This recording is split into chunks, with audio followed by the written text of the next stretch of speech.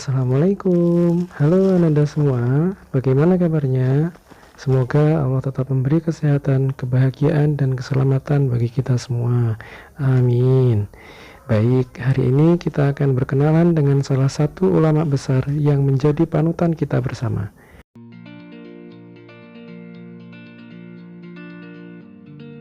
Beliau adalah Imam Syafi'i. Nama lengkapnya ialah Abu Abdullah Muhammad bin Idris Asy-Syafi'i. Banyak ahli sejarah mengatakan bahwa beliau lahir di Gaza, Palestina, dari pasangan Idris bin Abbas dan Fatimah al-Azdiyah. Setelah ayahnya meninggal dunia, pada usia 2 tahun, ia diajak ibunya pergi ke Mekah, tanah air nenek moyangnya. Beliau menghabiskan masa kecilnya dalam keadaan yatim di sana. Syafi'i kecil sangat gemar belajar. Ia cepat menghafal syair, pandai berbahasa Arab, dan mahir sastra. Ketika usianya 7 tahun, beliau sudah menghafal 30 juz Al-Quran. Menurut sebagian orang, masa kanak-kanaknya dilalui amat berat. Belum lagi sosok ayahnya tidak ada di sampingnya. Namun semangat belajarnya tak pernah pudar. Ketika Syafi'i kecil telah menghafalkan 30 juz Al-Quran, beliau rajin ke masjid untuk bermajelis ilmu. Ia duduk bersama para ulama sambil mendengarkan hadis atau perkara-perkara lainnya. Ia juga menghafalkannya. Selama belajar, semangatnya tak pernah padam. Suatu ketika, ia membutuhkan tempat untuk menulis. Namun, ibunya tidak mempunyai apa-apa untuk membelikan buku. Ia tak habis akal. Ketika ia melihat bongkahan tulang yang agak besar, dipengutnya tulang itu, dan dijadikan tempat itu untuk menulis. Kemudian disimpan ke dalam gerabah atau gentong di rumahnya.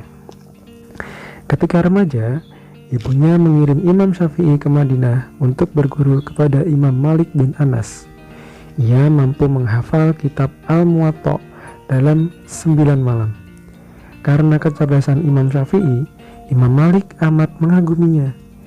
Begitu juga sebaliknya, Imam Syafi'i juga amat kagum dengan gurunya tersebut. Perjalanannya dalam menuntut ilmu tidak berhenti di situ. Beliau juga mengembara ke Yaman, Irak maupun Mesir. Beliau sangat gigih dalam menuntut ilmu. Rasa penasarannya akan ilmu teramat besar. Hingga suatu ketika ada yang bertanya, "Bagaimana kesungguhanmu dalam menuntut ilmu?" Beliau Imam Syafi'i menjawab, "Sebagaimana orang-orang yang gila mencari harta dan pelit untuk membaginya." Namun Imam Syafi'i tak hanya pandai belajar, ia juga banyak melahirkan murid-murid yang cerdas dan banyak menuliskan kitab-kitab yang bisa kita baca sampai sekarang.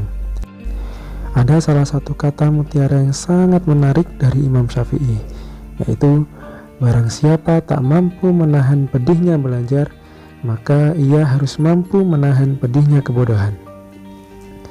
Nah, itulah Ananda sedikit kisah perjuangan Imam Syafi'i dalam menuntut ilmu. Betapa semangatnya beliau dalam menuntut ilmu. Dari usahanya menuntut ilmu sedari kecil, membuat beliau selalu dikenang sepanjang masa, serta ilmunya bermanfaat hingga sekarang. Semoga kita semua bisa meneladani semangat beliau. Terima kasih Ananda sekalian, sampai jumpa. Wassalamualaikum.